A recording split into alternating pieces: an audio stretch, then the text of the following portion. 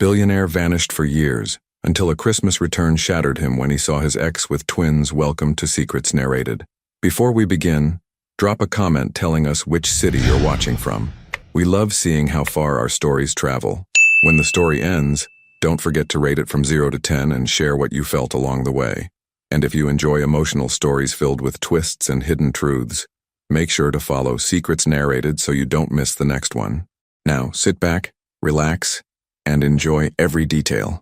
The December air cut through Lucas Everhart's tailored wool coat as he stood outside the familiar brownstone, its windows glowing with warm Christmas lights. 5 years. 5 years since he'd walked these streets, breathed this air, allowed himself to remember what home felt like. At 44, Lucas had built an empire that stretched across 3 continents.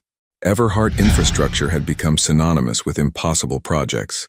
Bridges that defied engineering logic, tunnels that connected worlds, contracts that other companies wouldn't dare touch. His name appeared in Forbes. His face graced the covers of business magazines, and his bank account held numbers that most people couldn't pronounce. Yet here he stood, hesitating like a schoolboy afraid of detention.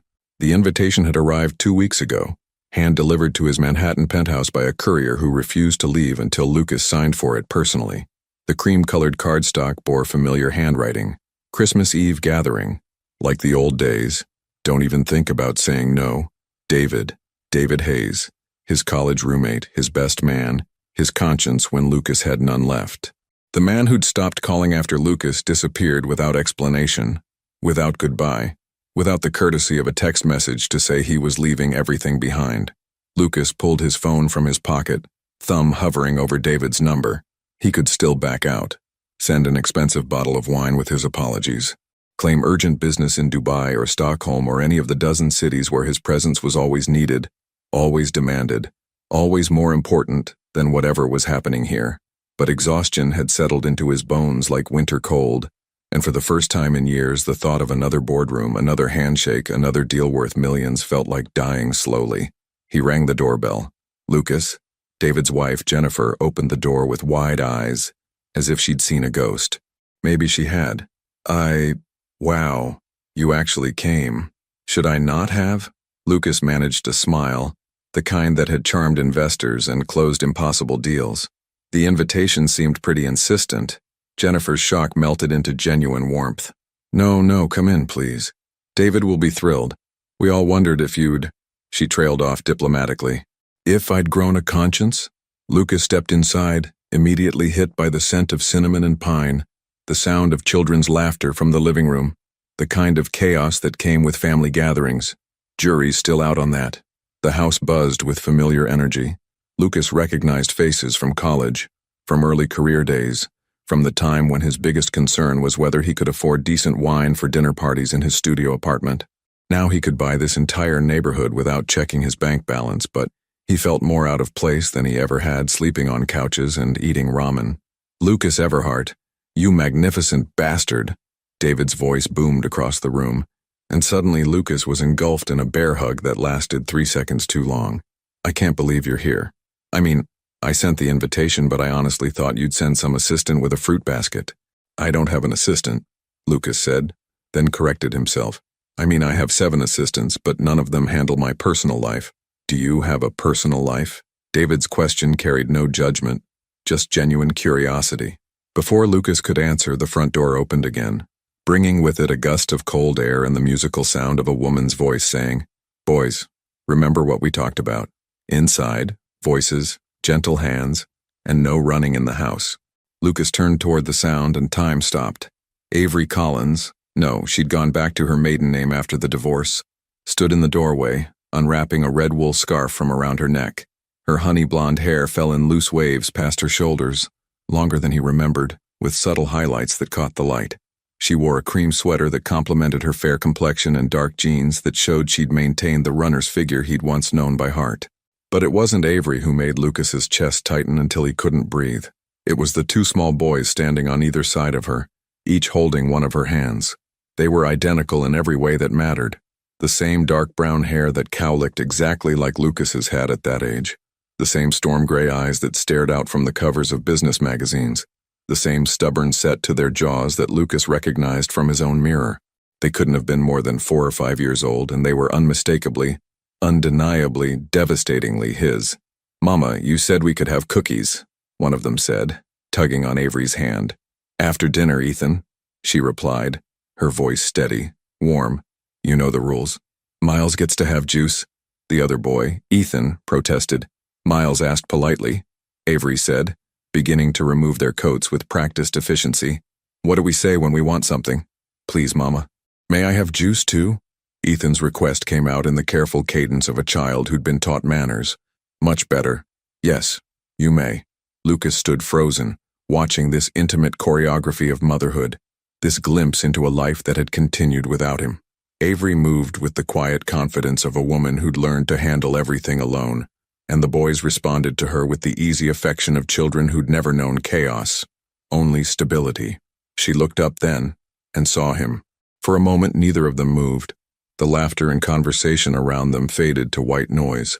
5 years collapsed into 5 seconds, and Lucas was 28 again, watching Avery walk down the aisle toward him in a simple white dress, believing they had forever. Then the moment shattered. "Lucas."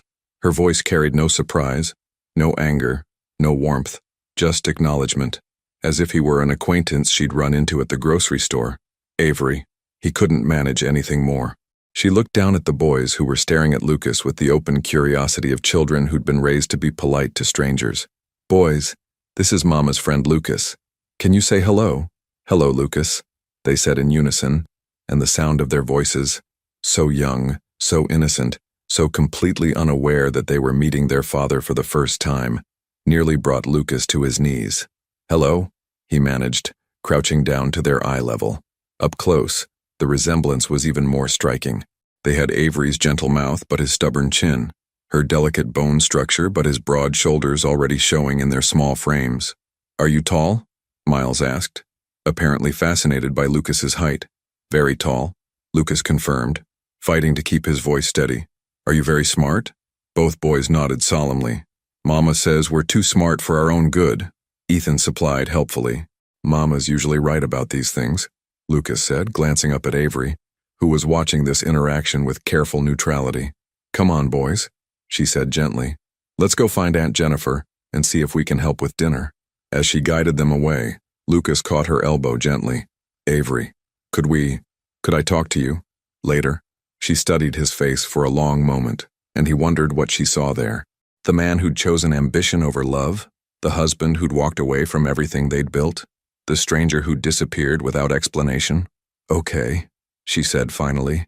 Later, Lucas watched them walk away, the boys chattering about cookies and Christmas presents, Avery listening with the patient attention of a mother who genuinely enjoyed her children's company. He stood there long after they'd disappeared into the kitchen, trying to process the magnitude of what he'd just discovered. He had sons, 2 beautiful, intelligent, healthy sons who didn't know his name, didn't know his face, didn't know that half their DNA came from the man who'd spent 5 years building financial empires while missing every birthday, every first word, every bedtime story. "You okay, man?" David appeared at his elbow, following his gaze toward the kitchen. "You look like you've seen a ghost." Lucas turned to his oldest friend, the only person who'd known him before success changed everything. "David, those boys, Ethan and Miles," David supplied. "Great kids. Avery's done an incredible job with them. How old are they?" 4.5, I think, maybe 5. "Why?" David's expression shifted from casual to concerned. "Lucas, what's going on?" But Lucas couldn't answer, couldn't explain that he was doing rapid mental math, counting backward from what appeared to be his sons' ages to a timeline that made perfect, terrible sense. Couldn't admit that he'd walked away from the best thing in his life and missed the creation of the 2 most important things he'd never known existed. Instead, he excused himself to the bathroom and stared at his reflection in the mirror, seeing his own eyes looking back at him from 2 small faces that would forever change everything he thought he knew about his life. How do you make up for 5 years of absence? How do you explain to children that their father chose money over family?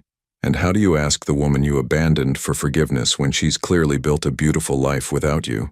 The Christmas dinner passed like a fever dream for Lucas. He sat across the table from Avery and the boys, forcing conversation with old friends while every fiber of his being focused on the small family unit that had somehow formed without him. Ethan ate his mashed potatoes with surgical precision, separating each food group on his plate. Miles abandoned his fork entirely, using his fingers to build small sculptures from his green beans.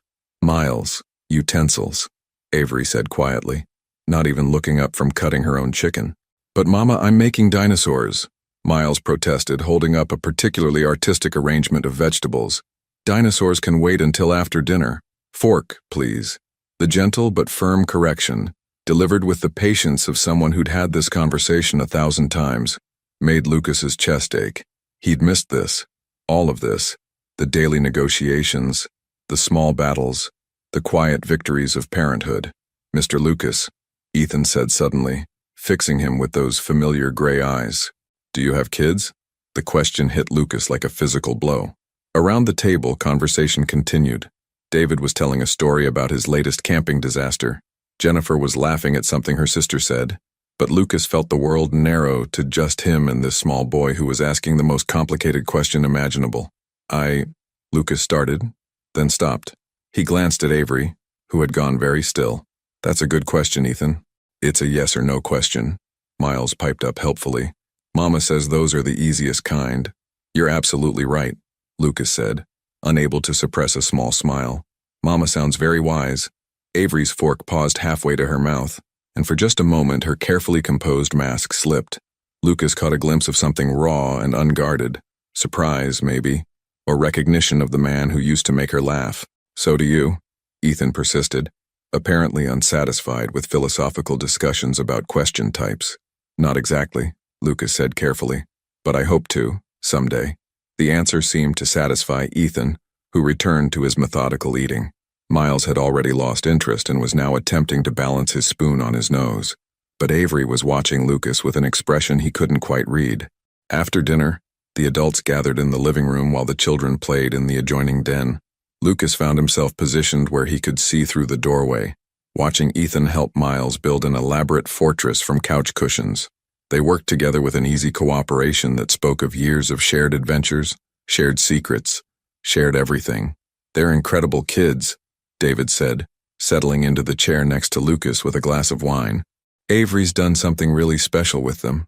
She always was good with children, Lucas replied, remembering how Avery had volunteered at the children's hospital during their marriage, how she'd light up around kids in ways that should have told him everything he needed to know about what she wanted from life. She had to be, David said quietly. Raising twins alone isn't exactly easy. The words weren't accusatory, but they hit their target anyway. Lucas took a long sip of his whiskey, letting the burn distract him from the guilt that had been building all evening. David? Avery's voice came from behind them. Could I borrow Lucas for a few minutes? She stood in the doorway wearing that same neutral expression she'd worn all evening, but there was something in her posture, a slight tension in her shoulders, a careful distance in the way she held herself, that suggested this conversation had been inevitable from the moment he'd walked through the door. Of course, David said, glancing between them with obvious curiosity but enough discretion not to ask questions. Avery led Lucas to the small study off the main hallway, closing the door behind them. The room was quiet, insulated from the laughter and conversation outside. She didn't sit, instead choosing to lean against the desk with her arms crossed, creating both physical and emotional distance. So, she said, her voice carefully controlled. 5 years. 5 years, Lucas confirmed. He wanted to move closer, to bridge the space between them, but something in her stance warned him to stay put. No phone call, no letter, no explanation. You just vanished. Lucas had rehearsed this conversation in his head during countless sleepless nights in hotel rooms around the world. He'd imagined noble justifications, elegant explanations, words that would somehow make his abandonment seem reasonable. But standing here, facing the woman who'd once been his everything, all those carefully crafted speeches crumbled. I was a coward, he said simply. The honesty seemed to surprise her. Her arms loosened slightly, though she didn't uncross them. That's it? That's your explanation? What do you want me to say, Avery? That I had some grand plan? That I was protecting you somehow? That would be a lie. Lucas ran a hand through his hair, a gesture she'd once found endearing. I was overwhelmed, terrified and selfish. When our marriage ended, I ran. It's not admirable, but it's the truth. You didn't just run from our marriage, Lucas. You ran from everything. From David, from your family, from this entire life. I know. Do you? Her voice sharpened, the first crack in her composure. Do you know that your mother cried every Christmas for 3 years, wondering if you were alive? Do you know that David hired a private investigator because he was convinced something terrible had happened to you? Each revelation hit Lucas like a physical blow. He'd been so focused on his own pain, his own inability to cope, that he'd barely considered the collateral damage of his disappearance. I didn't know, he admitted. I thought everyone would be better off without me. That's incredibly arrogant, Avery said, but her anger seemed more exhausted than furious. Deciding for everyone else what they needed. Deciding that we couldn't handle your problems, your struggles, your humanity. Lucas absorbed the criticism because it was true, because he deserved it, because she was finally talking to him like the woman who'd once known him better than anyone. You're right, he said. All of it. You're absolutely right. The admission seemed to deflate some of her anger. She studied his face for a long moment, and he wondered what she saw there. The boy she'd fallen in love with in college? The man she'd married full of hope and dreams? The stranger who'd walked away from everything they'd built? Why did you come back? She asked finally. Honestly? I don't know. David's invitation? Maybe. Exhaustion. The realization that I'd built everything I thought I wanted and none of it meant anything. He paused. I certainly didn't expect to see you here. David didn't tell you? David and I haven't exactly been in communication. Avery processed this, her expression thoughtful. The boys don't know, she said quietly. About you, I mean. They think their father died before they were born. The words hit Lucas like a sledgehammer. Not just that she'd lied to them, but that she'd chosen death over abandonment as the easier truth to explain. The implications of that choice, what it said about his actions, about the pain he'd caused, left him momentarily speechless. Avery, don't, she said sharply. Don't apologize. Don't explain. Don't make this about your guilt. She took a shaky breath. I did what I thought was best for them. Children need stability, security. They need to know they're wanted, that they matter. I couldn't give them a father who might disappear again whenever life got difficult. So you gave them a dead one instead. I gave them peace, she said fiercely. I gave them bedtime stories about a hero who loved them but couldn't stay. I gave them a father they could miss without wondering if they weren't enough to make him come home. The words hung between them, raw and honest and devastating. Lucas understood suddenly the impossible position he'd put her in. How do you explain to children that their father chose his fears over their existence? They look like me, he said quietly. Yes, when they get older, people will notice. They'll ask questions. I know. Avery, we need to... The study door burst open, interrupting whatever Lucas had been about to say. Ethan stood in the doorway, his small face flushed with excitement and something that might have been tears. Mama, he said, his voice high and urgent. Miles fell down the stairs. He's crying really loud and there's blood on his head and Aunt Jennifer said to come get you right now. Avery was already moving, pushing past Lucas toward the door, but she stopped just long enough to fix him with a look that contained multitudes, fear, determination, and a warning he couldn't quite interpret. This conversation isn't over, she said, but my children come first. They always come first. Then she was gone, rushing toward whatever crisis awaited, leaving Lucas standing alone in the study, with the devastating realization that he wasn't just a stranger to his sons. He was a complication their mother would protect them from, no matter the cost. Lucas followed the sound of crying down the hallway, his heart hammering against his ribs. He found the scene in the living room. Miles sitting at the bottom of the staircase, blood trickling from a cut above his left eyebrow, his face red and streaked with tears. Avery was already on her knees beside him, her hands gentle but efficient as she assessed the damage. Hey, baby, she murmured, her voice calm despite the obvious worry in her eyes. Let Mama see. You're okay. You're going to be just fine. But Miles was beyond comfort. His cries had escalated to the panicked wails of a child who was more scared than hurt, and nothing Avery said seemed to reach him. Other adults hovered nearby, Jennifer wringing her hands, David on the phone with what sounded like a medical helpline, but everyone seemed to be talking at once, adding to the chaos. Lucas moved without thinking. Miles, he said, his voice cutting through the noise with quiet authority. Something in his tone made the little boy look up, his gray eyes, so much like Lucas's own, wide with fear and pain. Hey, buddy, that's a pretty impressive battle wound you've got there. Miles's crying didn't stop, but it scaled back from panicked screams to hiccuping sobs. Lucas crouched down, making himself small and non-threatening, careful not to crowd Avery, but positioning himself where Miles could see him clearly. You know what that cut means? Lucas continued conversationally as if they were discussing the weather instead of a head injury. It means you're officially tough. Only the bravest kids get scars like that. It hurts, Miles whispered between sobs. I bet it does. Can I tell you a secret? Lucas waited until Miles nodded. When I was exactly your age, I fell downstairs too. Want to see my scar? Before anyone could object, Lucas pushed up his sleeve, revealing a thin white line that ran along his forearm. 16 stitches, he said proudly. My mom said I cried so loud, the whole hospital could hear me. Despite his tears, Miles leaned forward slightly, fascinated. 16. But you know what the coolest part was? Every time I looked at that scar after it healed, I remembered how brave I was, how I got through something scary and came out stronger. Avery was staring at Lucas with an expression he couldn't read, her hand still gentle on Miles's face as she cleaned the blood away with a damp cloth Jennifer had brought. But she didn't interrupt, didn't ask him to step back, didn't remind everyone that he was a stranger who had no right to comfort her son. I don't want stitches, Miles said, his voice smaller now, less panicked. Well, Lucas said thoughtfully, how about we let Mama take a really good look first?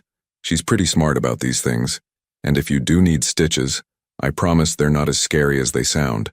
The doctors are really good at making them not hurt much. Will you come with me? Miles asked, the question so innocent and trusting that Lucas felt something fundamental shift in his chest. Before Lucas could answer, Avery spoke for the first time since he'd arrived. Miles, honey, mister. Lucas probably has other places he needs to be. Actually, Lucas interrupted gently, I don't have anywhere else to be. If it's okay with Mama, I'd be happy to come with you. The silence that followed was heavy with unspoken questions. David and Jennifer exchanged glances. Ethan, who had been hovering anxiously near his brother, looked between Lucas and his mother with the sharp awareness that children sometimes possess about adult complications. Please, Mama, Miles asked, reaching out to touch Avery's face with his small sticky fingers. Mr. Lucas has scars too. He knows about being brave. Avery's resolve wavered. Lucas could see the internal battle playing out across her features, the practical mother who would accept help from anyone if it meant comforting her injured child, warring with the protective guardian who had spent 5 years shielding her sons from the possibility of abandonment. Okay, she said finally. If Mr. Lucas wants to come, he can come. The drive to the emergency room was surreal. Lucas sat in the back seat of Avery's Honda Civic, a practical, safe family car that was the antithesis of every vehicle he'd owned in the past 5 years, with Miles on his lap and Ethan pressed against his other side. Avery had deemed it safer than moving Miles to a car seat with a head injury, and the boys had accepted this arrangement with the adaptability that children possessed. Tell us about your other scars, Ethan demanded as they navigated through surprisingly light Christmas Eve traffic. Other scars? Lucas asked. You said you had 16 stitches when you were our age. What about when you were bigger? Lucas found himself telling them about the time he'd tried to fix a fence on his grandfather's farm and ended up with a tetanus shot and a healthy respect for rusty wire. About the childhood accident with a bicycle in a gravel driveway that had left him with permanently scarred knees. About the appendectomy scar that he'd been secretly proud of in high school because it made him feel tough. The boys listened with rapt attention, occasionally asking for clarification or offering their own stories of minor injuries and adventures. Ethan had once needed 3 stitches after a playground incident. Miles had broken his wrist learning to ride a bike but had insisted on getting back on the next day. You were very brave, Lucas told Miles seriously. Both times. Mama says brave doesn't mean not being scared, Ethan offered. It means doing the right thing even when you are scared. In the rearview mirror, Lucas caught Avery's eyes. She'd been listening to the conversation, he realized, and something in her expression had softened almost imperceptibly. Your mama's right, Lucas said. That's exactly what brave means. At the hospital, they discovered that Miles needed 4 stitches, enough to feel important, not enough to be genuinely serious. The doctor was a cheerful woman in her 50s, who let Miles choose the color of his bandage and gave him a sticker that declared him officially brave. Lucas stayed by Miles's side through the entire procedure, holding his hand and continuing the stream of stories and gentle conversation that seemed to keep the little boy calm. When it was over, Miles insisted on showing everyone his battle wound and announcing that he now had scars just like Mr. Lucas. It wasn't until they were back in the car heading home that the full weight of the evening hit Lucas. He'd spent 3 hours being exactly the kind of father he'd never imagined he could be. Patient, comforting, instinctively protective, and more importantly, his sons had responded to him with the kind of trust and acceptance that should have taken years to build. "Thank you," Avery said quietly as they pulled into David's driveway. The boys had both fallen asleep in the back seat, exhausted by the excitement and drama of their adventure. For what? For helping? For being... She paused, searching for words. For being good with them. Lucas studied her profile in the dim light from the street lamp. "They're incredible kids, Avery. You've done something amazing. They're not just incredible kids, Lucas." Her voice was very quiet, very careful. "They're your kids. And tonight, for the first time, I saw what that might actually mean." She turned to look at him then, and in her eyes was something that terrified him more than any business negotiation ever had. Possibility. The terrifying, wonderful possibility that he might get a second chance he'd never deserved. "I need time to think," she continued, "about what this means, about what's best for them. But Lucas, if you're serious about wanting to be part of their lives, if you're really ready to put them first no matter what," she took a shaky breath, "then maybe we need to have a very different conversation than the one we started tonight." As if summoned by some cosmic sense of timing, both boys stirred in the back seat. "Are we home?" Miles asked sleepily, his small hand automatically reaching for his brother. "We're home," Avery confirmed, though her eyes never left Lucas's face. "We're all home." But as Lucas helped carry sleeping children into the house, as he watched Avery tuck them into makeshift beds on David's couch with the practiced efficiency of someone who had done this alone countless times, he realized that home had become something far more complicated than he'd ever imagined, because somewhere between the emergency room and this moment, he'd stopped being a successful stranger and become a father who had years of bedtime stories to make up for. Lucas woke up in David's guest bedroom at 6:30 in the morning, his internal clock still programmed for international business calls and emergency meetings that had defined his life for half a decade. For a moment, he lay still, listening to the unfamiliar sounds of a house full of families, muffled voices from downstairs, the distant sound of running water, and something he couldn't immediately identify. Then he realized what it was: children's laughter. He dressed quickly in yesterday's clothes, ran his hands through his hair to make himself presentable, and followed the sounds downstairs. The scene in the kitchen stopped him in the doorway. Avery stood at the stove, her honey blonde hair pulled back in a messy ponytail, wearing jeans and a soft gray sweater that made her look younger than her 36 years. She was making what appeared to be pancakes, orchestrating multiple tasks with the practiced efficiency of someone who had learned to manage chaos alone. Ethan sat at the kitchen table, coloring carefully in what looked like a Christmas coloring book, his tongue poking out slightly in concentration. Miles was in a booster seat beside him, sporting his bandage like a badge of honor, and explaining in great detail to anyone who would listen about his brave adventure with Mr. Lucas. "And then the doctor lady said I was officially brave," Miles was saying to Jennifer, who sat across from him with a cup of coffee and an expression of amused attention. "And Mr. Lucas said that meant I was in a very special club." "What kind of club?" Jennifer asked, playing along. "The Scar Club," Miles announced proudly. "Only brave people get to be in it." "That sounds like a very exclusive club," Jennifer said seriously. "It is. Mr. Lucas is the president." Lucas found himself smiling despite the strange ache in his chest. He'd never been anyone's hero before, never been someone a child looked up to with such uncomplicated admiration. In his business world, respect came with fear, admiration came with calculation. This was something entirely different.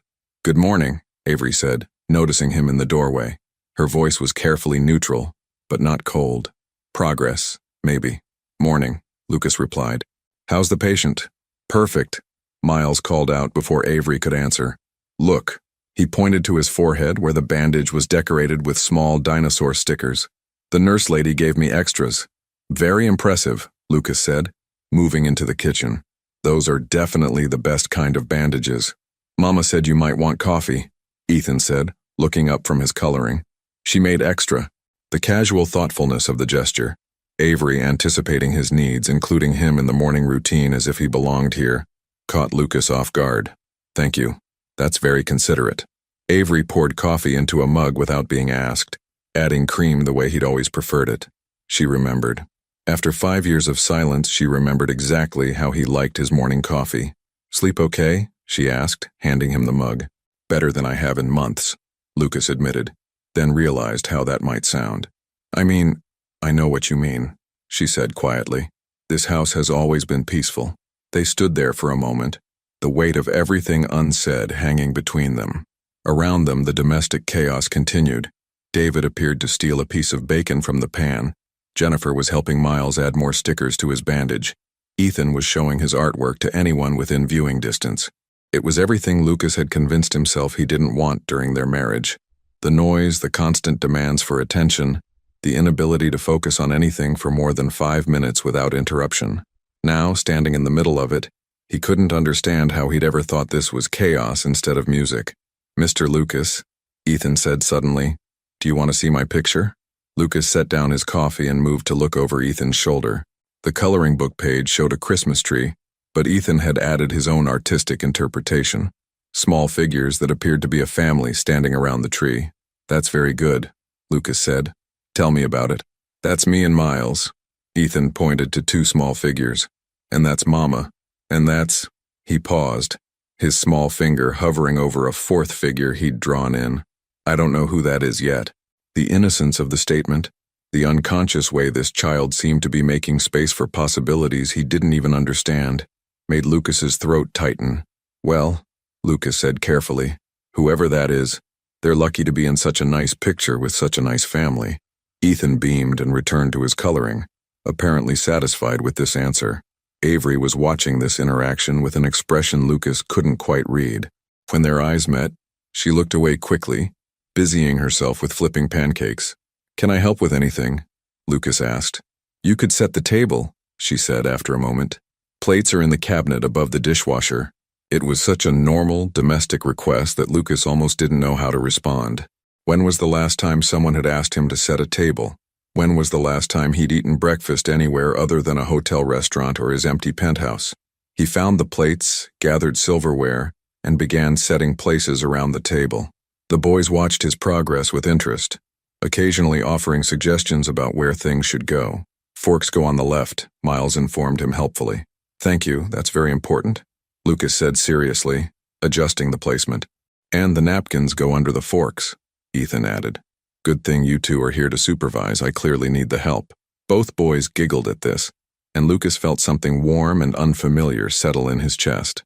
He was making them happy. These small people who shared his DNA and his stubborn chin and his gray eyes were genuinely enjoying his company.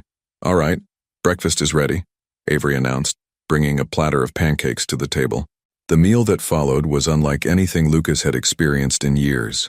The conversation flowed from topic to topic with the random logic of children's minds, from Miles's bandage to Christmas presents to whether dinosaurs would have liked pancakes.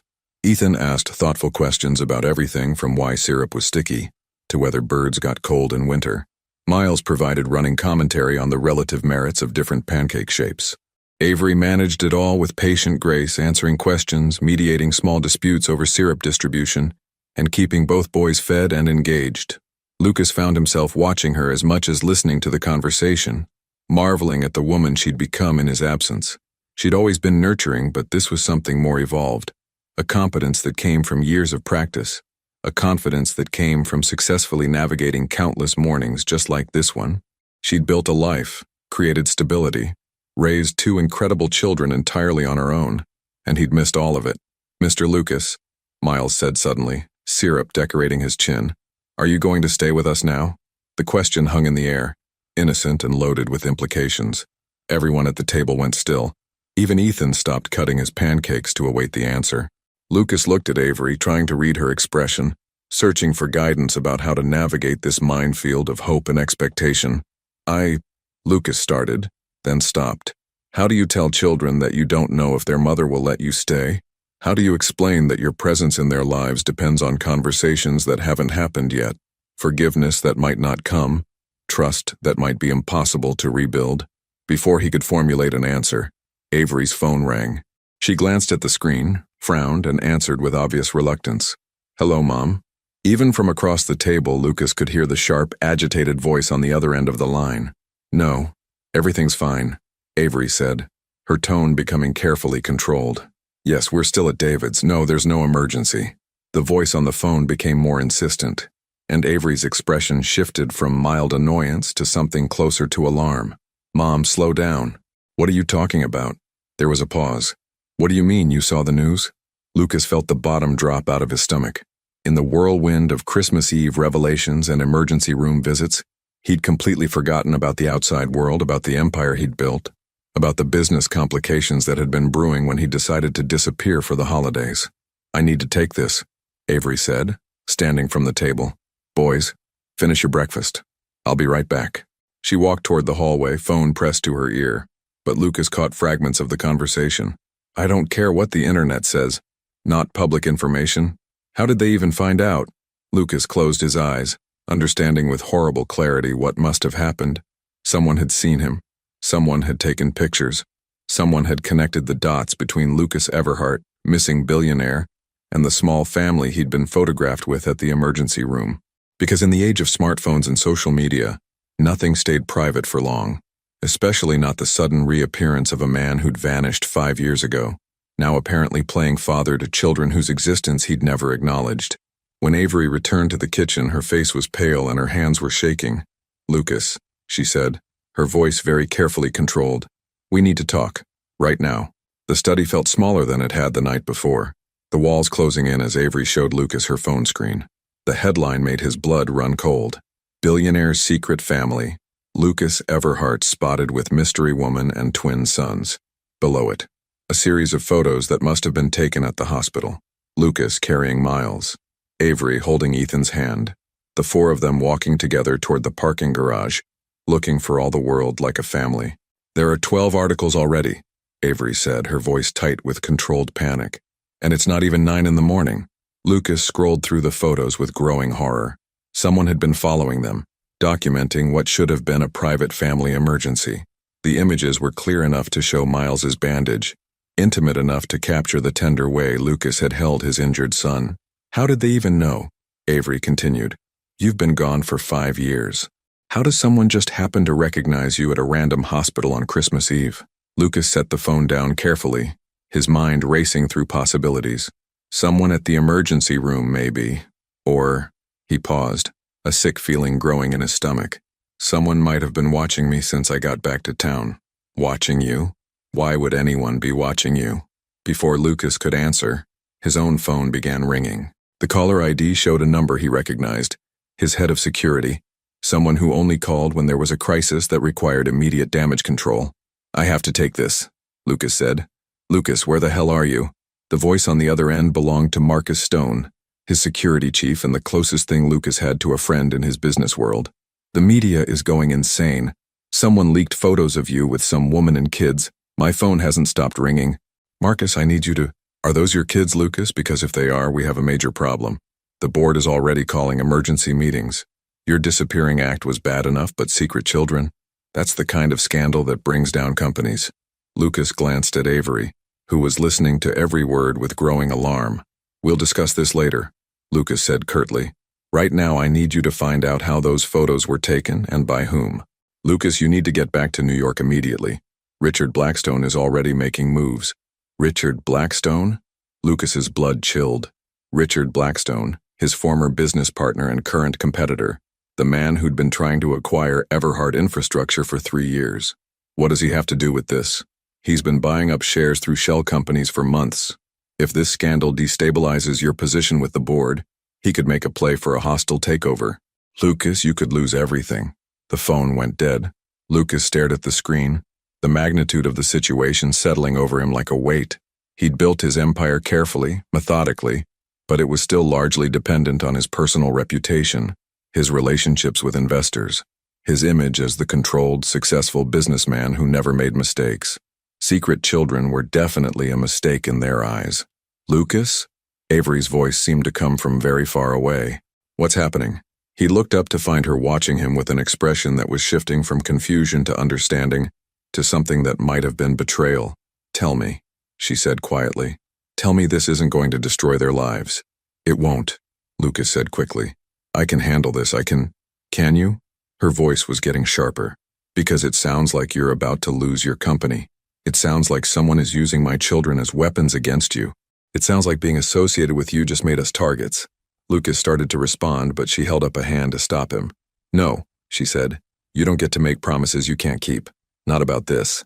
Not about them. From the kitchen came the sound of Miles calling for his mama, followed by Ethan asking why the grown-ups were being so quiet. Normal childhood concerns, blissfully unaware that their faces were already being broadcast across the internet. They don't understand what's happening, Avery said, her voice breaking slightly. They think you're just a nice man who helped Miles with his hurt. They don't know that being connected to you might mean photographers following them to school, reporters asking their friends questions, strangers knowing their names. Avery, I swear to you, I will not let that happen. How? She demanded. How exactly will you stop it? You couldn't even control it happening in the first place. Lucas opened his mouth to argue, then closed it again. She was right. For all his wealth and influence, he'd been powerless to prevent this invasion of their privacy. And if Richard Blackstone was really making a move against his company, Lucas's ability to protect anyone might be about to disappear entirely. I need to go back to New York, he said finally. I need to handle this before it gets worse. Of course you do. Avery's laugh was bitter. 5 years ago you disappeared when things got complicated. Now you're going to run away again the moment being here becomes inconvenient. That's not what this is, isn't it? She moved toward the door, then stopped with her hand on the knob. You know what the worst part is, Lucas? For about 12 hours I actually believed you might have changed. I watched you with Miles last night, and I thought maybe, just maybe, you'd learned what was actually important. They are important, Lucas said desperately. They're the most important thing. Then prove it. Avery turned back to face him, and there were tears in her eyes she was trying not to shed. Don't just tell me they matter. Show me. Choose them over your empire, your reputation, your precious business deals. I can do both, Lucas insisted. I can protect them and handle this crisis. No, you can't. Her voice was very quiet now, very final. You never could do both. That's why our marriage fell apart. That's why you left. And that's why this is going to end exactly the same way it did before. She opened the door, then paused one more time. I'm taking the boys home, she said. We'll figure out how to handle the media attention, how to keep them safe, how to explain why their pictures are on the internet.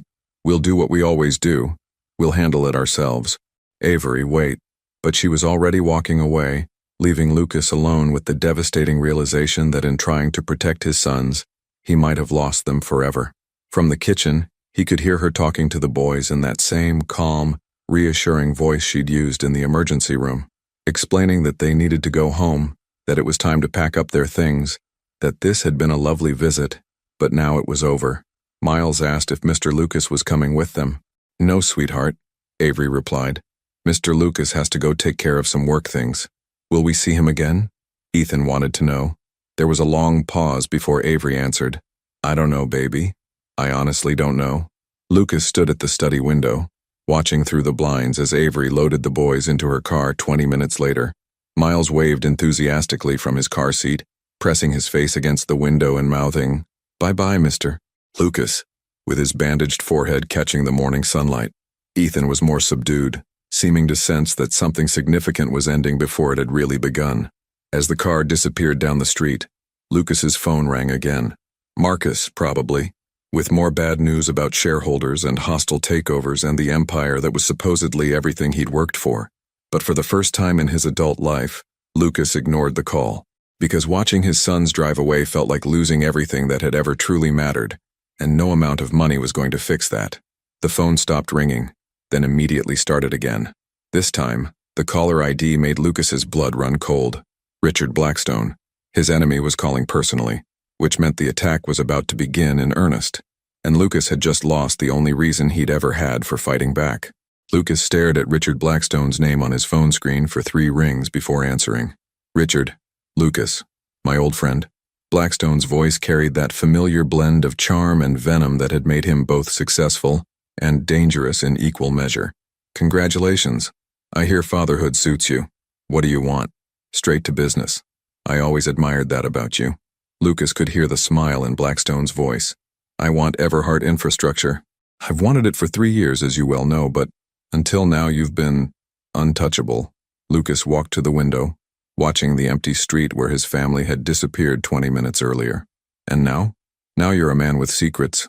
A man who abandoned his pregnant wife and disappeared for 5 years.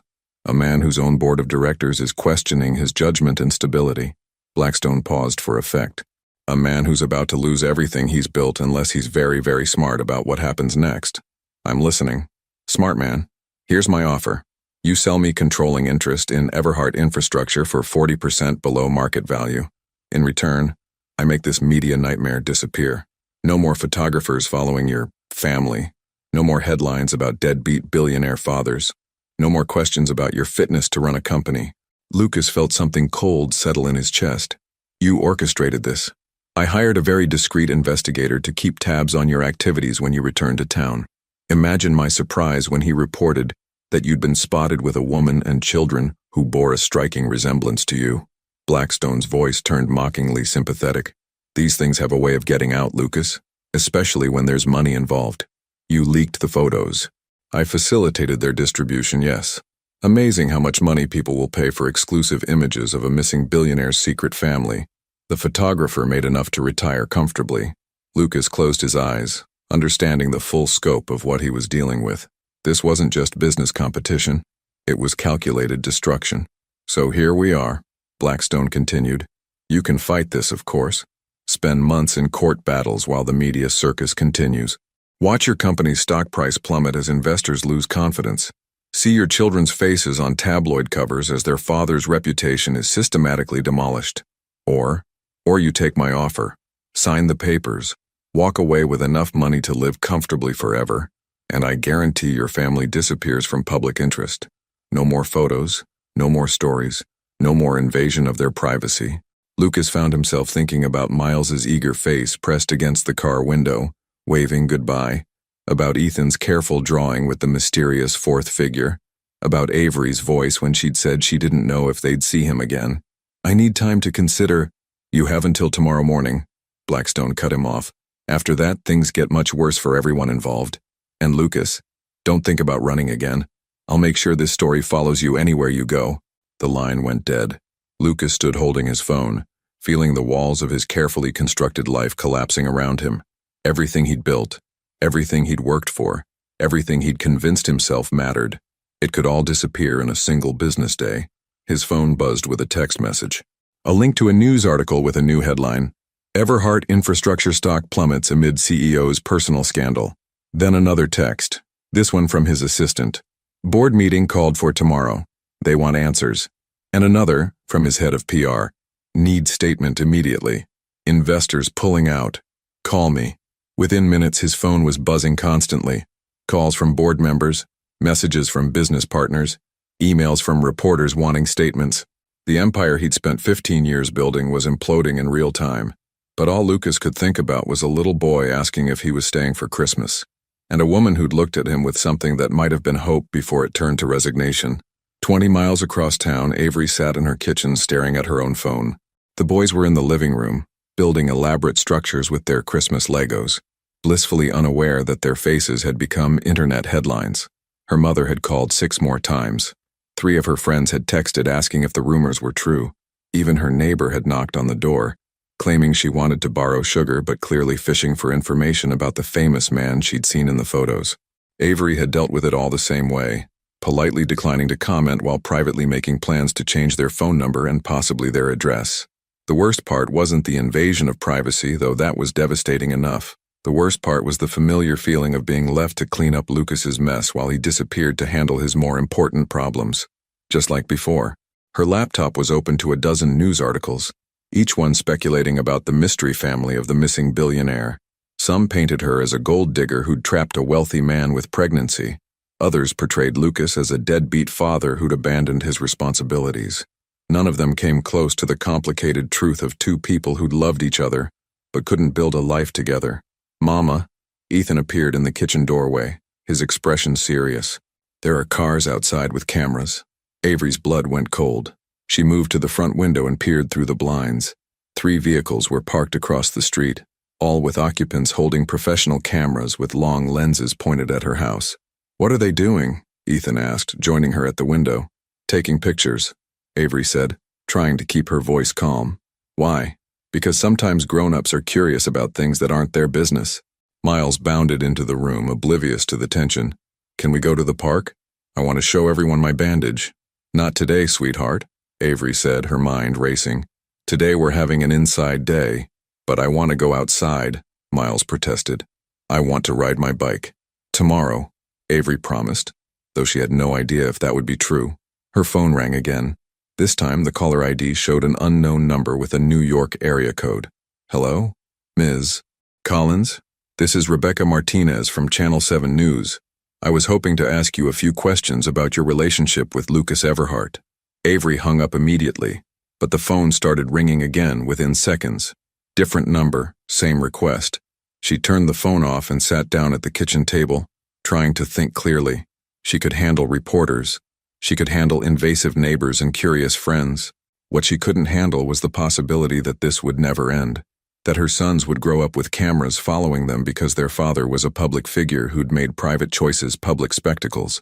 That's when she realized the fundamental impossibility of the situation. Lucas Everhart couldn't be a private father to her children because Lucas Everhart didn't exist as a private person. He was a brand, a public entity, a man whose personal life would always be consumed by his professional identity. She'd fallen in love with Lucas the college student, married Lucas the ambitious young businessman, and been abandoned by Lucas the rising entrepreneur. But the man outside her house in those photographs was Lucas the billionaire, Lucas the public figure, Lucas the man whose private moments were worth money to people who'd never met him. And her sons deserved better than a father whose love came with paparazzi. Avery was so lost in this realization that she almost missed the sound of a car door slamming outside. When she looked through the blinds again, her heart stopped. Lucas was standing in her driveway, facing off with 3 photographers who were already snapping pictures of his arrival. He was wearing the same clothes from that morning, but something about his posture had changed. Gone was the confident businessman's bearing, the controlled authority that had defined every movement for as long as she'd known him. He looked tired. He looked defeated. He looked like a man who'd finally run out of places to run. And despite everything, despite the photographers, despite the betrayal, despite the impossible situation he'd created, Avery found herself hoping that whatever had brought him back to her door was big enough to change everything. Because if it wasn't, this would be the last time she let him break her sons' hearts. Lucas stood in Avery's driveway, surrounded by photographers whose cameras clicked like hungry insects. Questions flew at him from all directions, about his disappearance, about the children, about his company's plummeting stock price. He ignored them all, his focus entirely on the front door of the modest 2-story house where his family was trapped. "Mr. Everhart, can you confirm these are your biological children? What's your response to allegations of abandonment? Is it true you've lost control of your company?" Lucas turned to face the nearest photographer, a thin man with aggressive eyes who kept trying to get around him toward the house. "You have 30 seconds to get off this property before I call the police," Lucas said, his voice cutting through the chaos. "This is a public street," the photographer shot back. "We have every right to be here." "You have the right to be on the street," Lucas corrected. "You don't have the right to harass a family in their home. And if any of you take one more picture of those children, I'll make sure your employers hear from my legal team." It was an empty threat. Lucas's legal team was probably busy preparing his corporate obituary, but something in his tone made several of the photographers step back slightly. The front door opened and Avery appeared, her face pale but determined. "Lucas," she said quietly, "you need to leave. You're making this worse." "I'm not going anywhere," he replied, not breaking eye contact with the photographers. "Not until they do." "Daddy?" The small voice came from behind Avery, and everyone, photographers, reporters, Lucas himself, went completely still. Miles had appeared in the doorway, his bandaged forehead wrinkled in confusion as he looked at the crowd of strangers with cameras. He was holding his favorite stuffed dinosaur, the one he'd apparently been too shy to bring to David's house, but trusted enough to carry now. "Why are all these people taking pictures of our house?" he asked innocently. The word "daddy" hung in the air like an explosion. Camera shutters went crazy, photographers pushing closer, sensing the story of a lifetime unfolding in real time. Lucas felt something fundamental shift inside his chest. The business world, the board meetings, the hostile takeovers, none of it mattered. Nothing mattered except the small boy who'd just called him daddy in front of the entire world. "Miles," Avery said urgently, reaching for her son. "Come back inside." But Lucas was already moving. He scooped Miles into his arms, shielding the little boy's face from the cameras, and turned to address the crowd of photographers with a voice that carried 15 years of commanding boardrooms. "You want a statement? Here's your statement." He held Miles protectively against his chest, the little boy's arms automatically wrapping around his neck. "My name is Lucas Everhart. These are my sons. This is their mother, and this is their home. And if any of you invade their privacy again, if you follow them to school or photograph them at the playground or make their lives difficult in any way, I will dedicate every resource I have to destroying your careers." "Mr. Everhart," one reporter called out, "can you comment on the hostile takeover attempt by Blackstone Industries?" Lucas looked directly into the camera that was broadcasting this moment live to whoever was watching. "Richard Blackstone can have my company," he said clearly. "He can have my buildings, my contracts, my entire empire, but he will not have my family. And if he thinks he can use my children as leverage in his business games, he's about to discover exactly how wrong he is." The crowd erupted in questions, but Lucas was already turning toward the house, carrying Miles and gesturing for Avery to go inside. "Daddy, why are you on TV?" Miles asked, apparently unbothered by the chaos around them. "Because grown-ups sometimes make things more complicated than they need to be," Lucas replied, following Avery into the house and closing the door firmly behind them. Inside, Ethan was pressed against the living room window, watching the scene outside with wide eyes. "Mr. Lucas," he exclaimed, running over. "Those people are really loud, and they keep taking pictures of our house."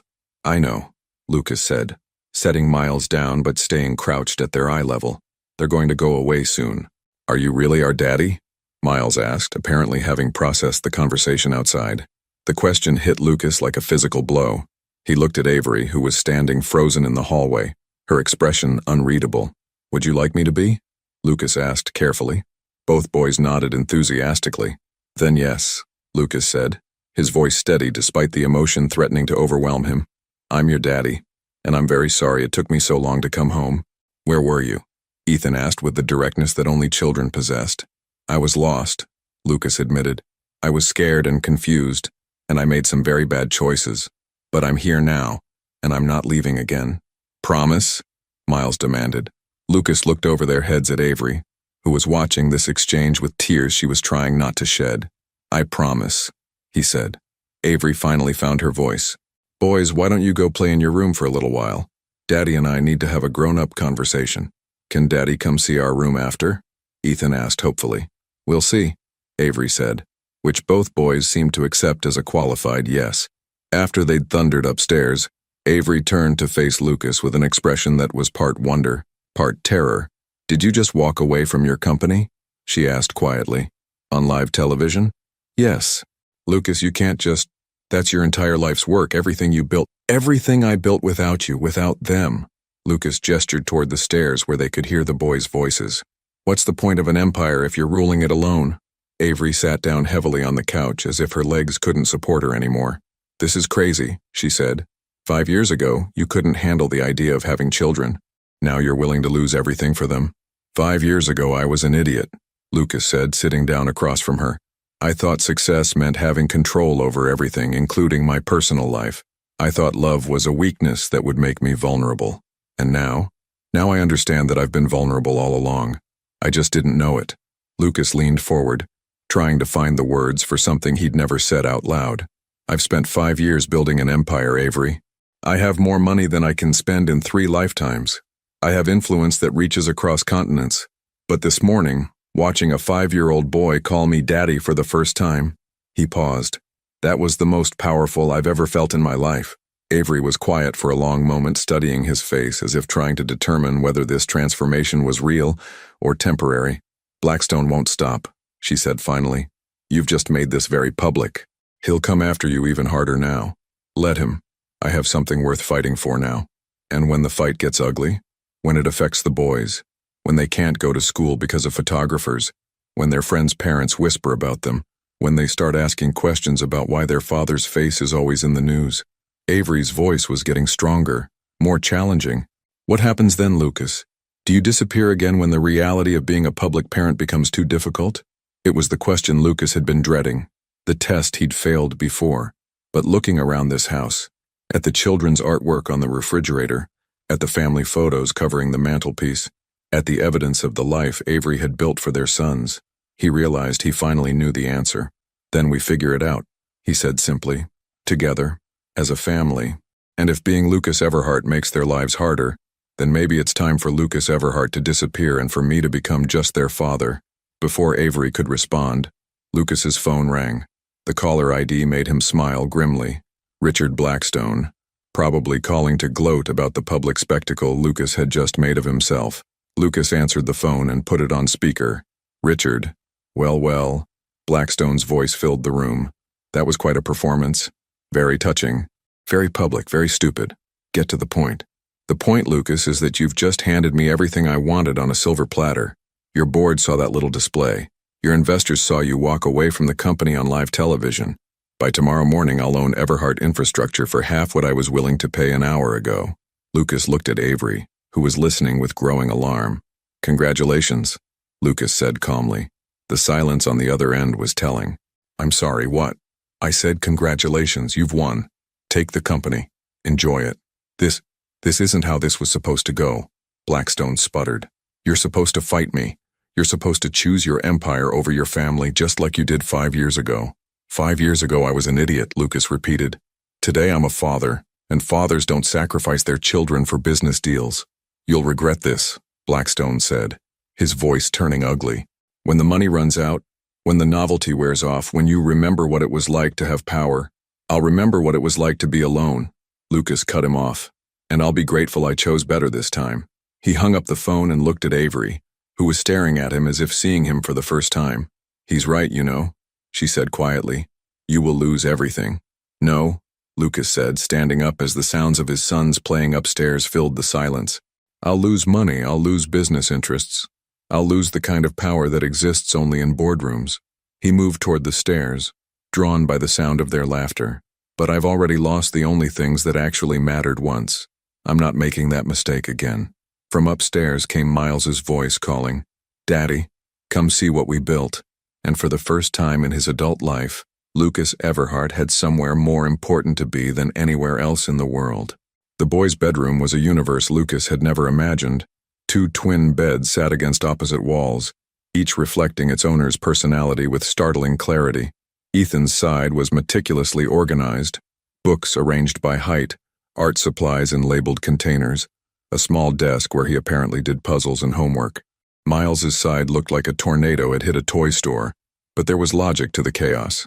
Action figures arranged in elaborate battle scenes, building blocks forming impossible architectural structures, drawings taped to every available surface. But it was the wall between their beds that stopped Lucas cold. A timeline of their lives stretched across the painted surface, marked with photos, drawings, and small mementos. Their first steps, documented in Avery's careful handwriting. Christmas mornings where they sat surrounded by presents, grinning gap-toothed smiles at the camera. Birthday parties, first days of school, soccer practices, Halloween costumes. 5 years of life, 5 years of memories, 5 years of moments that Lucas would never get back. This is our memory wall, Ethan explained, following Lucas's gaze. Mama started it when we were babies. Every time something important happens, we add it. Miles chimed in, bouncing on his bed with the energy of someone who'd forgotten about bandages and reporters and grown-up complications. Look, this is when I lost my first tooth. He pointed to a photo of himself, probably age 3, beaming proudly while holding up a tiny white tooth. And this is when Ethan learned to read, Miles continued, indicating a picture of his brother sitting with a book that looked far too advanced for a 4-year-old. Lucas studied each image, trying to absorb years of missed experiences in a matter of minutes. Here was Miles taking his first bike ride, Avery running beside him with one hand on the seat. There was Ethan at what appeared to be a science museum, explaining something to the camera with the serious expression of a professor. Bath time, bedtime stories, quiet mornings, chaotic afternoons, a life, a complete beautiful life that had happened without him. Where do we put the new pictures? Miles asked suddenly. The ones with Daddy in them? The question was so innocent, so hopeful, that Lucas felt his chest tighten. These children had created space for him in their world before he'd even known they existed. We'll figure that out together, Lucas said, his voice rougher than he intended. Can you help us build something? Ethan asked, apparently satisfied with this answer. We're making a castle, but we can't get the towers right. For the next hour, Lucas found himself on the floor of his son's bedroom, surrounded by blocks and action figures and the kind of creative chaos he'd spent his adult life avoiding. The boys chattered constantly about their construction project, about school, about their friends, about 100 small details that made up their daily existence. Lucas learned that Ethan was afraid of thunderstorms but loved to watch lightning from inside the house, that Miles could identify 12 different types of dinosaurs but couldn't tie his shoes, that they both missed their grandmother, Avery's mother, who lived in Florida and sent packages full of books and puzzles, that they took swimming lessons on Tuesdays and soccer practice on Saturdays, and that their favorite dinner was spaghetti with just a little bit of sauce. Ordinary details of ordinary childhoods that felt like the most extraordinary things Lucas had ever heard. "Daddy," Miles said suddenly, using the title with the casual confidence of someone who'd never doubted it belonged to him. "Why did you have to work so far away for so long?" The question hit Lucas like a physical blow. He'd been dreading this moment, the inevitable interrogation about his absence, the impossible task of explaining adult failures to children who deserved better. "Well," Lucas said carefully, "sometimes grown-ups make mistakes. They think they know what's important, but they get confused and choose the wrong things." "What wrong things?" Ethan asked with characteristic directness. "I thought having lots of money and a big company was more important than being with people I loved." Both boys considered this with the seriousness they applied to all adult mysteries. "That's silly," Miles announced finally. "Money can't hug you." "You're absolutely right," Lucas agreed. "It was very silly. But you know better now?" Ethan pressed. "I know better now." "Good," Miles said, apparently considering the matter settled. "Now help me put the dragon on the castle. He's supposed to be guarding the treasure." From downstairs came the sound of Avery's voice, though Lucas couldn't make out the words. The tone was sharp, professional, the voice she used when dealing with problems. "Boys," Lucas said, "keep working on the castle. I'll be right back." He found Avery in the kitchen pacing while talking on the phone. Through the window he could see that most of the photographers had left, but 2 cars remained stationed across the street. "Understand that this is a private residence," Avery was saying. "My children live here. They're 4 years old. They don't deserve to be treated like public spectacle." She noticed Lucas and held up one finger, indicating she'd be off soon. "No, I will not be giving any interviews," she continued firmly. "No, you cannot speak to the children. No, we will not be posing for any family photos." She paused, listening. "If you contact me again, I'll be referring all communication to our attorney." She hung up and immediately rubbed her temples, the gesture so familiar that Lucas felt transported back 5 years to when work stress and life pressures had begun eating away at their marriage. "More reporters?" he asked. 3 different morning shows, 2 magazines, and something called a lifestyle brand that wants to partner with us. Avery's laugh was bitter. "Apparently we're a marketable story now. The billionaire who gave up everything for love." "I'm sorry," Lucas said. "I should have thought—" "No," Avery interrupted. "You did exactly what you should have done out there. You protected them. You put them first." She looked toward the stairs where they could hear the boys playing. I never wanted this for them. The attention, the scrutiny, the feeling that their lives don't belong to them anymore." Lucas moved closer, wanting to comfort her but unsure of his boundaries. "We'll figure out how to handle it." "How?" "You just gave away your company, Lucas. Your legal team, your security, your resources. Blackstone owns all of that now. We're on our own here." Before Lucas could respond, his phone buzzed with a text message from a number he didn't recognize. "Check your email. Urgent." David Lucas frowned and pulled up his email app. The message from David was brief. "Found something you need to see about Blackstone. Call me." Attached was a PDF document that made Lucas's blood run cold as he scanned the first few lines. "What is it?" Avery asked, seeing his expression. "Blackstone didn't just orchestrate the media leak," Lucas said slowly, reading through the document. "He's been planning this for months. Look at this. He's got photographers ready to follow us everywhere. Private investigators digging into your background. He's even looked into the boys' school records." Avery snatched the phone from his hands, her face going pale as she read. "He knows where they go to school. He knows my work schedule. He knows—" She scrolled further. "He knows about Miles's allergy to peanuts, about Ethan's reading level, about their pediatrician. It gets worse," Lucas said grimly. "He's planning to use all of this information to make our lives impossible, force us into hiding. Make it impossible for the boys to have normal childhoods. The goal is to make me so desperate to protect them that I'll come crawling back, offering him even more than he originally wanted. The silence that followed was heavy with understanding. Blackstone hadn't won when he'd acquired Lucas's company. He'd just begun a much more personal campaign of destruction. So what do we do? Avery asked quietly. Lucas looked around the kitchen, at the children's artwork on the refrigerator, at the family calendar with soccer practices and playdates, at the evidence of the normal, peaceful life Avery had built for their sons. Then he looked upstairs where two little boys were building castles and trusting that the adults would keep them safe. "We fight back," he said, "but not the way he expects." "What does that mean?" "It means Richard Blackstone has spent his entire career underestimating the power of people who have nothing left to lose." Lucas's smile was sharp, predatory, the expression that had once made him legendary in business negotiations. And he's about to learn that a father protecting his children is the most dangerous kind of man there is. From upstairs came the sound of something crashing, followed by Miles's voice calling, "It's okay. The dragon just knocked over the tower. We can fix it." Lucas looked at Avery, and for the first time since Christmas Eve, he saw something like hope in her eyes. "Can we fix it?" she asked quietly.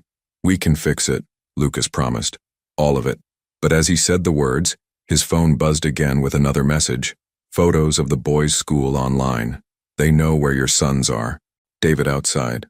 Another car pulled up across the street, and Lucas realized their real battle was just beginning. Lucas spent the next 6 hours making phone calls from Avery's kitchen table while she researched private schools and safe houses online. The boys, blissfully unaware that their world was under siege, had been relocated to the living room with strict instructions not to go near any windows. The reality of their situation was becoming clearer with each call Lucas made. Blackstone wasn't just after revenge. He was systematically dismantling any chance Lucas's family had at a normal life. Photos of the boys' preschool were circulating on social media. Their pediatrician's office had received over 40 calls from reporters. Someone had even tried to bribe their soccer coach for information about their personalities and habits.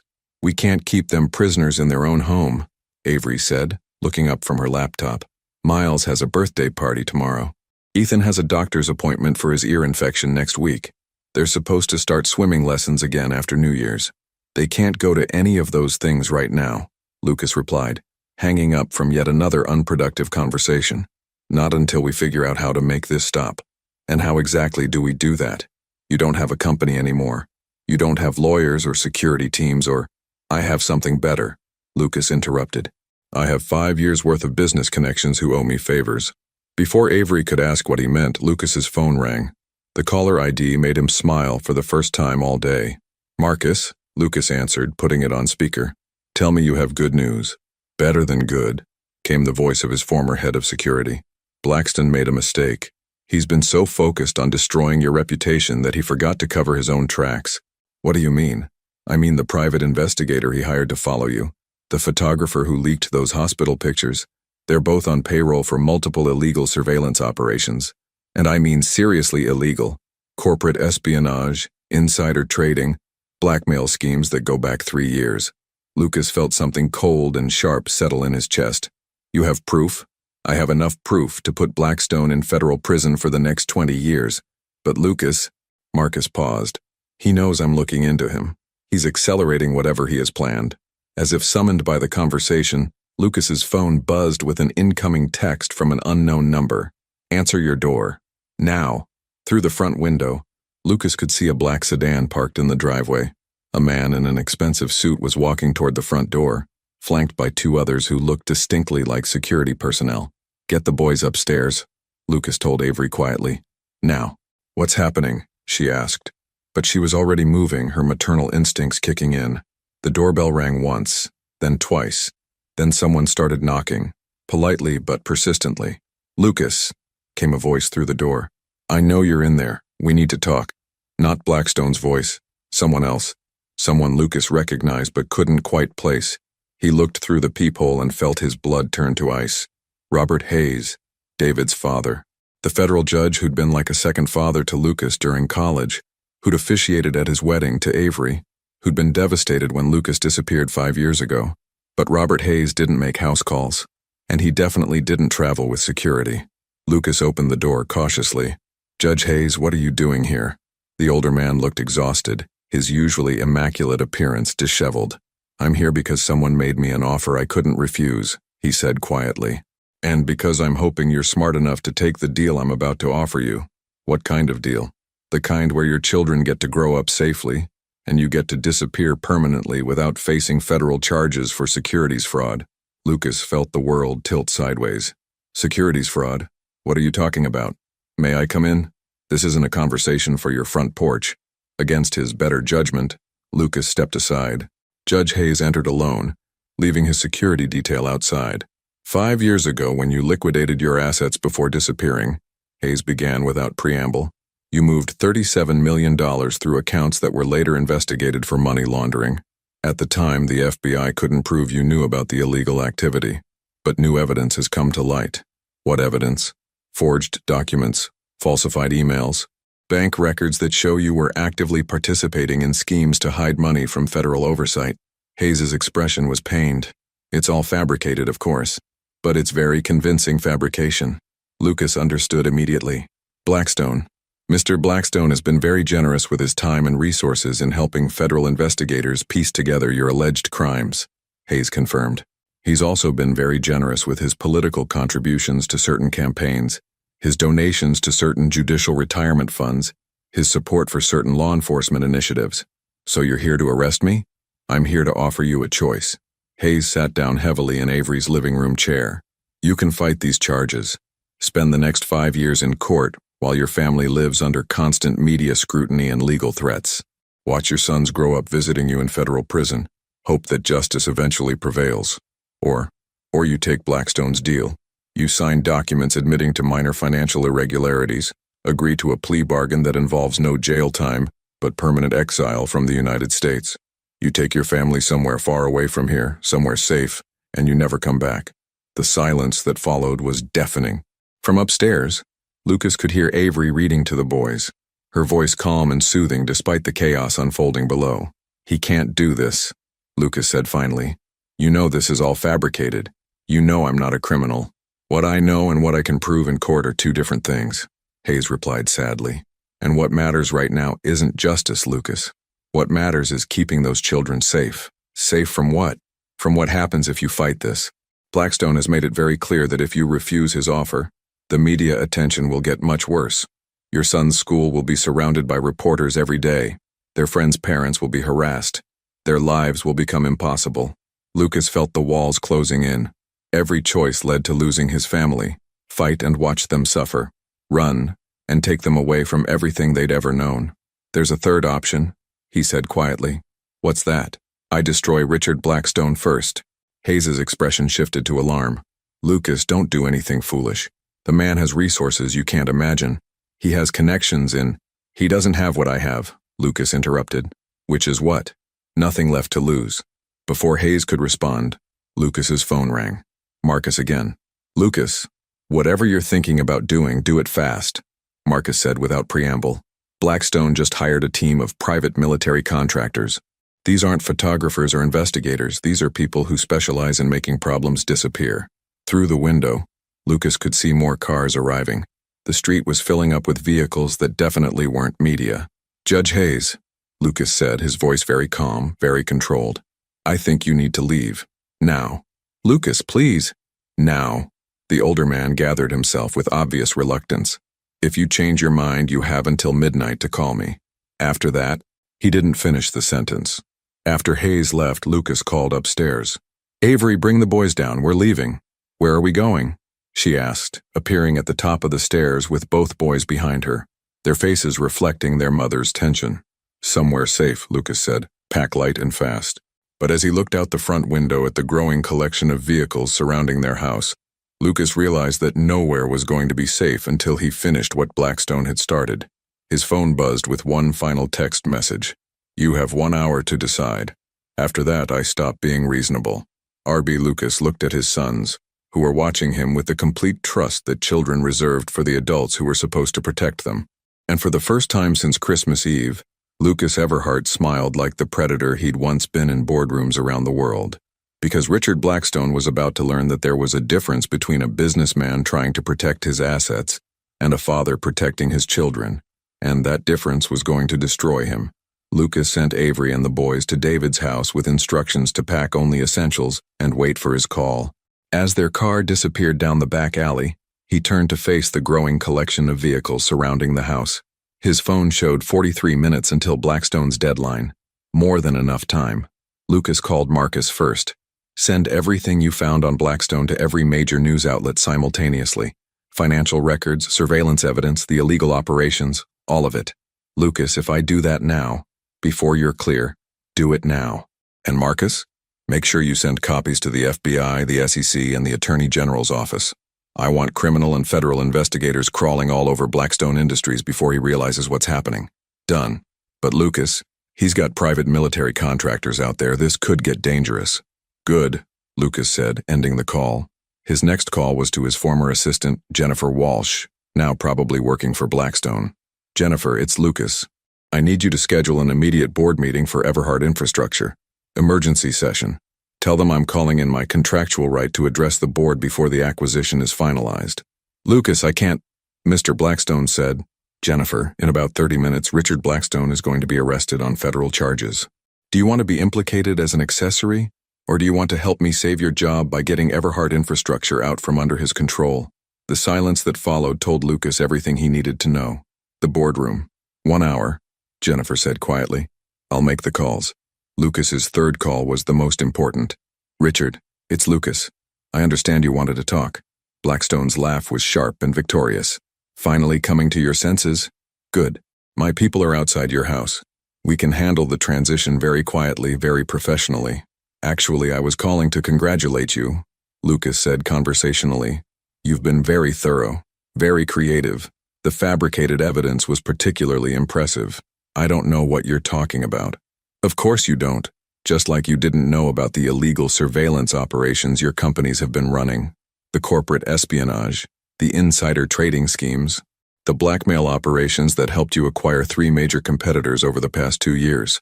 The silence on the other end was telling. You see, Richard, while you were focused on destroying me, I was focused on understanding you. And what I learned is that you're not just a competitor, you're a criminal. A very successful one, but still a criminal. You can't prove any of that. Actually, I can. Bank records, communication logs, testimony from the private investigators you thought you could trust to keep quiet forever. It's all being delivered to federal authorities as we speak. Lucas could hear Blackstone's breathing change, the first crack in his composure. Even if that's true, Blackstone said slowly, you'll still go down with me.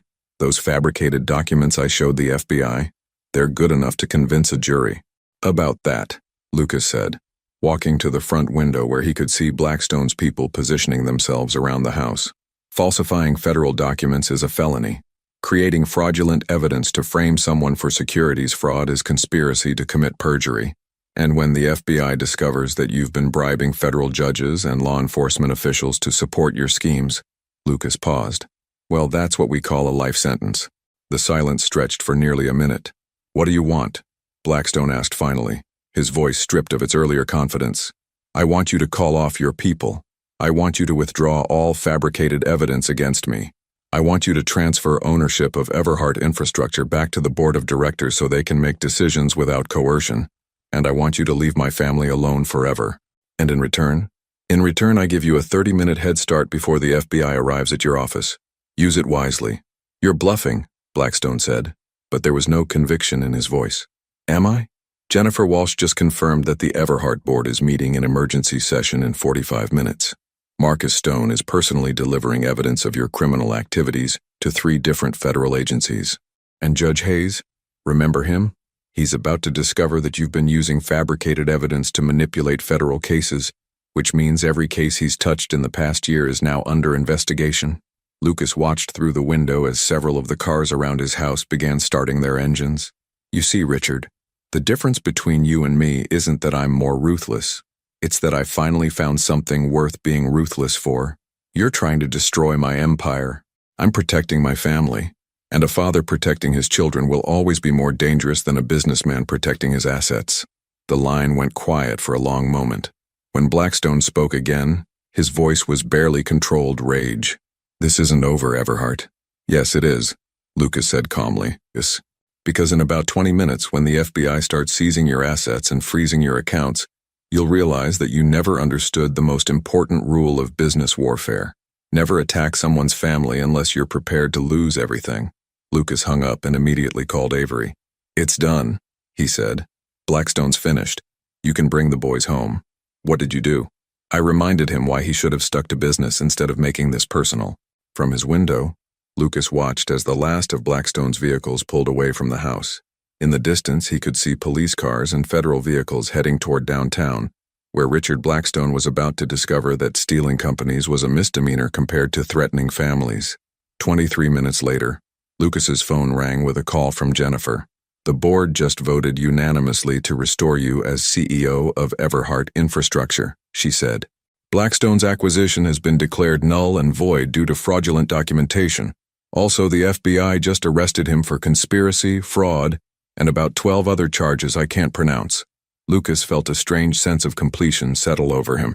The empire was back in his hands. His enemy was destroyed. His family was safe. And for the first time in his life, none of the business victories mattered as much as hearing a car pull into his driveway and knowing that his sons were coming home. Avery appeared first, scanning the now empty street with suspicious eyes. Then came the boys running toward the front door with the boundless energy of children who'd been confined too long. "Daddy," Miles called out, launching himself into Lucas's arms. "Are the bad people gone?" "The bad people are gone," Lucas confirmed, catching Ethan as well and lifting both boys simultaneously. But as he carried his sons into the house, Lucas's phone buzzed with one final message from an unknown number. "Well played, Everhart. But this family reunion won't last long. Some people don't stay buried. A friend." Lucas stared at the message, a chill running down his spine. Blackstone was in federal custody. His operations were dismantled. His people had scattered. So who had sent this message? And what did they mean about someone not staying buried? As he looked at his family, at Avery hanging up their coats, at the boys already running to show him their latest creations, Lucas realized that winning this battle might have revealed the existence of a much larger war, one that was just beginning. 2 years later, the sound of children's laughter drifted through the open windows of the renovated farmhouse, mixing with the late afternoon breeze that carried the scent of apple blossoms from the orchard Lucas had planted last spring. He stood at the kitchen sink, washing paintbrushes while watching Ethan and Miles chase each other around the backyard with the boundless energy of 6-year-olds who'd discovered the joy of mud puddles after a spring rain. 2 years. 2 years since the Christmas that changed everything. Since the night he'd walked back into David's house and discovered he was a father. 2 years since he'd chosen family over empire and learned the difference between wealth and richness. "They're going to need baths before dinner," Avery said, appearing beside him at the sink. Her hair was shorter now, sun-streaked from hours spent in the garden she'd cultivated behind the house. Paint smudges on her hands matched the ones decorating her old college sweatshirt, evidence of the afternoon art project that had consumed the entire family. "They're going to need new clothes first," Lucas replied, watching Miles slide across a particularly impressive mud slick. "I think that's the 3rd shirt this week." "4th, Avery corrected, bumping his shoulder with hers. "But who's counting?" Lucas smiled, wrapping an arm around his wife's waist. Wife. The word still sent a warm shock through his system, even 6 months after their quiet wedding ceremony in the garden they'd planted together. No photographers, no headlines, no business associates, just family, friends, and 2 little boys who'd served as ring bearers and flower boys simultaneously, creating beautiful chaos that perfectly captured their new life. The farmhouse had been Avery's idea. "If we're going to start over," she'd said 18 months ago, "let's really start over. Somewhere the boys can grow up without worrying about cameras or strangers knowing their names." Lucas had sold his Manhattan penthouse without a second thought, using the money to buy 40 acres in upstate New York, where their nearest neighbor was a quarter-mile away and privacy wasn't a luxury. It was simply life. Everhart Infrastructure still existed, though Lucas had restructured it completely. He now worked 3 days a week from a home office he'd built in the converted barn, focusing only on projects that aligned with his values and left him free to attend soccer games, school plays, and the countless other events that made up the rhythm of family life. The company was smaller but more profitable, more ethical, and infinitely more meaningful than the empire he'd once built. The mysterious message from 2 years ago, "Some people don't stay buried," had turned out to be an empty threat from one of Blackstone's former associates, a man who'd been arrested 3 months later for attempting to blackmail other executives. The real danger had ended with Blackstone's conviction and 25-year prison sentence.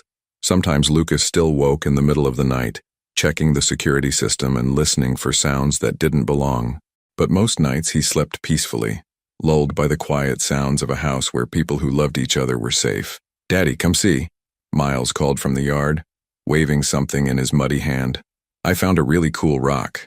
"A really cool, muddy rock," Ethan corrected with the precision that had made him the unofficial fact-checker of first grade. "But it might be a fossil. We should clean it and investigate." Lucas exchanged a look with Avery, one of those wordless conversations that married couples perfected over time. She nodded toward the boys and he headed outside, leaving wet footprints on the kitchen floor he'd installed himself last fall. "Show me this geological discovery," Lucas said solemnly, crouching down to examine Miles's treasure. What followed was a 15-minute discussion about sedimentary rocks, dinosaur fossils, and the possibility that their backyard had once been an ancient seabed. Lucas found himself genuinely fascinated by his son's questions, their ability to find wonder in a muddy stone, their assumption that their father would always have time to explore whatever had captured their imagination. This was what he'd missed during those first 5 years.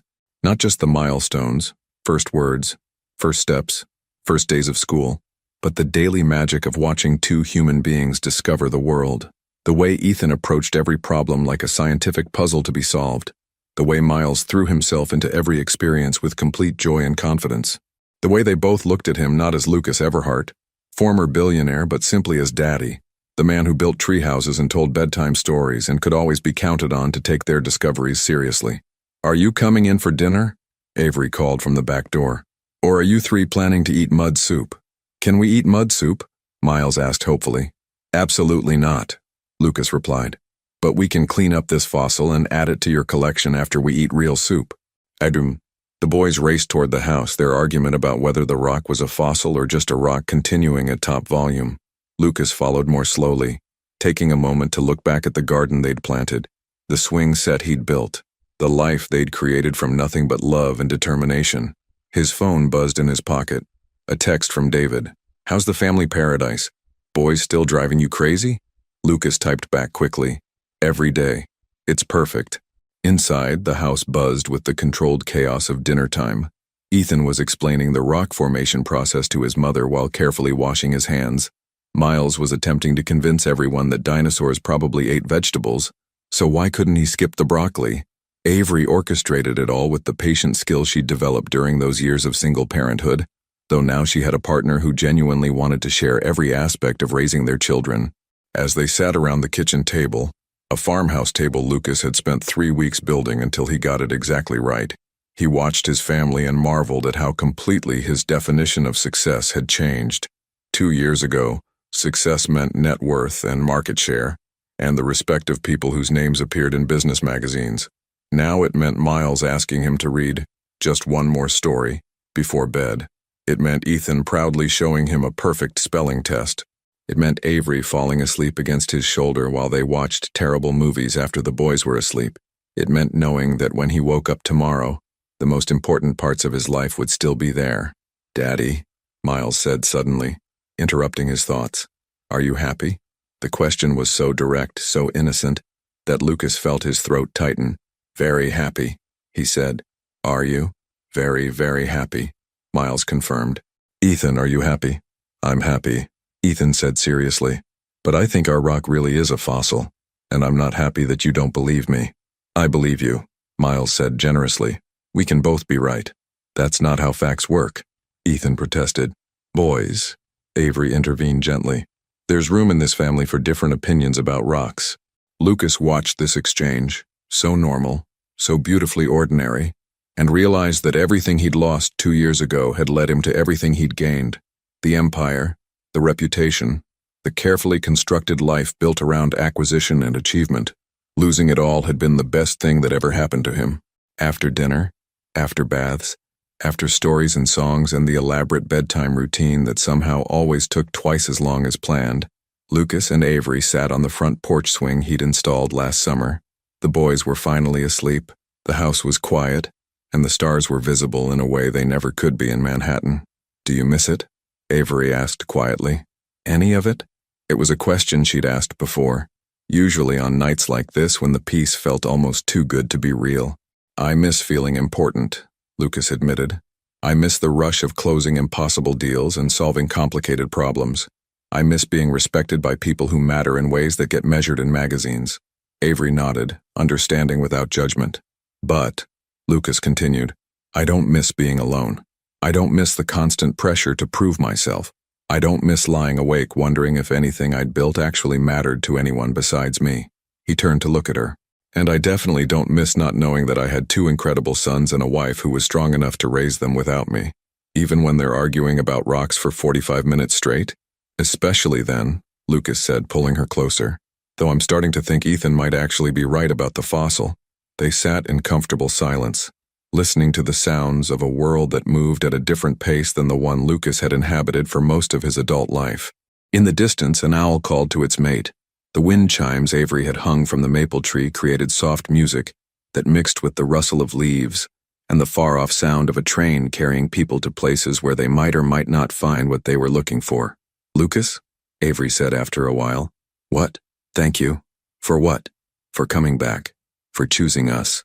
For becoming the father they deserved, and the man I always hoped you could be." Lucas felt that familiar tightness in his chest, the overwhelming gratitude that hit him sometimes when he fully understood how close he'd come to missing all of this. "Thank you for waiting," he replied. "For building a life beautiful enough that I wanted to be part of it. For raising our sons to be kind and curious and brave enough to accept a stranger as their father." "You were never a stranger," Avery said softly. "You were just lost for a while." As they sat together on the porch of the house they'd made into a home, watching the stars appear one by one in the endless sky, Lucas thought about the question Miles had asked at dinner.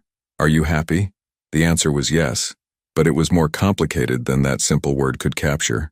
He was grateful. He was amazed. He was humbled by the second chance he'd never deserved, and somehow received anyway. He was in love with a woman who'd proven that forgiveness was possible, and with two children who'd taught him that the most important inheritance he could leave them wasn't money. It was the memory of being unconditionally loved. Most of all, he was home. Really, truly home in a way that had nothing to do with addresses and everything to do with belonging somewhere, to someone, for reasons that couldn't be bought or sold or stolen by people who mistook wealth for worth. The house settled around them with the comfortable sounds of a place where people who loved each other were safe. And Lucas Everhart, former billionaire, current father, smiled into the darkness and wondered if anyone could truly understand the worth of a life well lived until they'd experienced the joy of almost losing everything that actually mattered. Would you have made the same choice? Given up an empire for love?